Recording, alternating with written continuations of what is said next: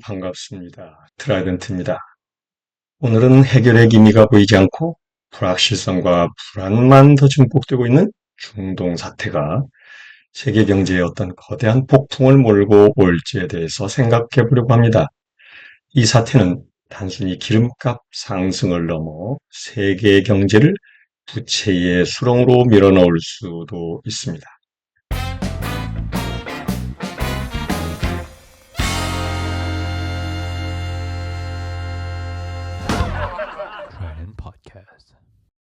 첫 번째는 가장 직접적인 타격, 바로 에너지 공급 충격입니다.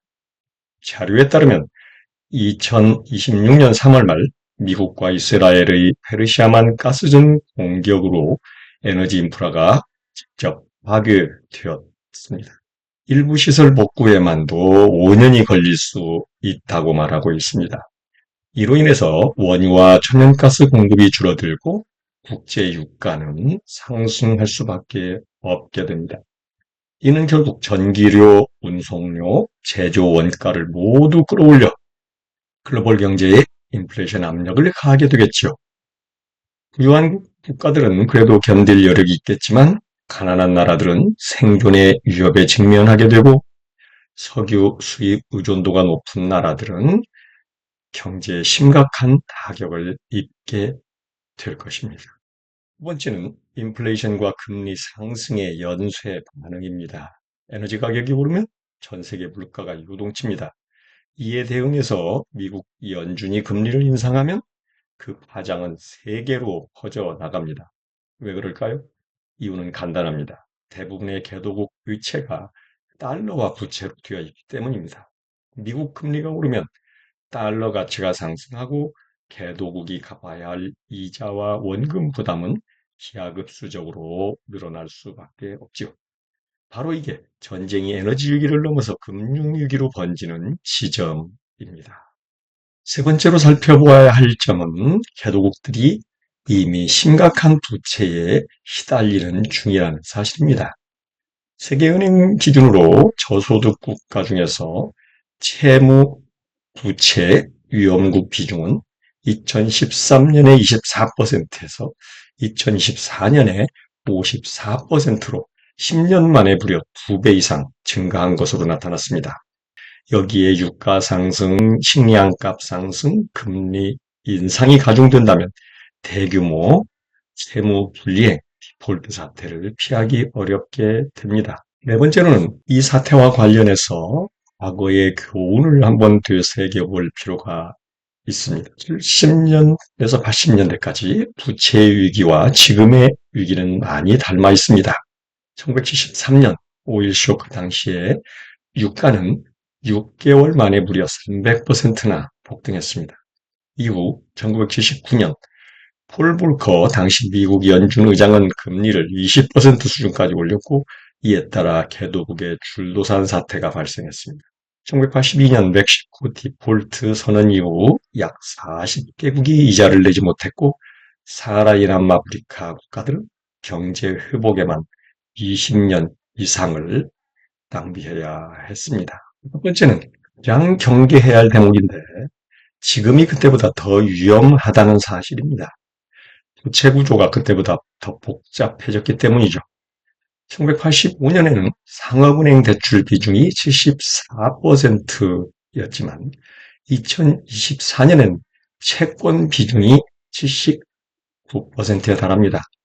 수많은 민간 투자가가 여기에 얽혀 있기 때문에 위기 해결을 위한 협상이 매우 복잡하다는 뜻입니다.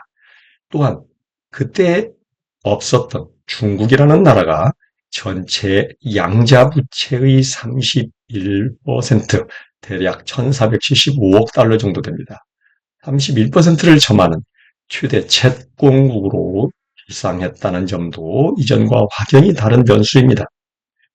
이건 무슨 의미냐 하면 미국을 포함한 서구의 노력만으로 세계 부채 문제 해결이 쉽지 않다는 뜻입니다. 이번 전쟁이 만드는 새로운 위기 메커니즘을 한번 정리하면 이렇습니다. 전쟁이 터지면 물가가 상승하고 인플레이션이 발생하며 미국은 자연스럽게 금리를 올리게 됩니다. 이어지는 달러 강세는 개도국의 부채 부담을 증폭시키고 많은 채무를 진 개도국의 채무 불이행 도미노를 불러오게 됩니다. 다시 말해서 에너지 위기는 금융 위기로, 금융 위기는 채무 위기로 이어지는 치명적인 악순환이 형성되게 된다는 것입니다. 다음으로 생각해 볼 내용은 이 폭풍의 직격탄을 맞게 될 가장 취약한 어느 나라인가 하는 점입니다. 가나, 스리랑카, 잠비아 같은 나라들은 이미 최근의 금리 상승과 달러 강세로 디폴트 압력을 경험하고 있는 중입니다. 이란 전쟁은 이들 국가의 설상가상이 돼서 경제 시스템 자체를 붕괴시킬 수도 있다는 사실입니다.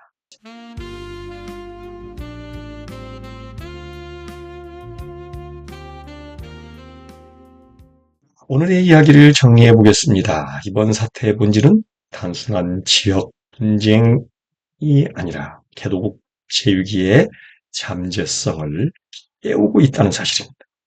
이는 1980년대 이후 가장 심각한 글로벌 남반구 위기를 초래할 수 있습니다. 개도국의 경제 위기는 신흥국, 선진국 경제 모두를 나쁜 안경으로 몰아넣습니다. 우리나라도 유상원조 비중이 매우 높아서 중국, 세계은행 등 이런 나라들의 뒤를 이어서 10위권 아래에 위치하고 있는 채권국입니다. 남의 일이 아니라는 뜻이죠. 결국 이번 전쟁의 여파를 막기 위해서는 전쟁의 조기 종료와 더불어 신속한 채무 재조정 같은 구체적인 긴밀한 공조가 절실하다는 것입니다. 그런데 이미 미국이 앞장서서 주도한 각자 도생 분위기는 상호 협력을 어렵게 만들고 있습니다. 오늘 준비한 내용은 여기까지입니다.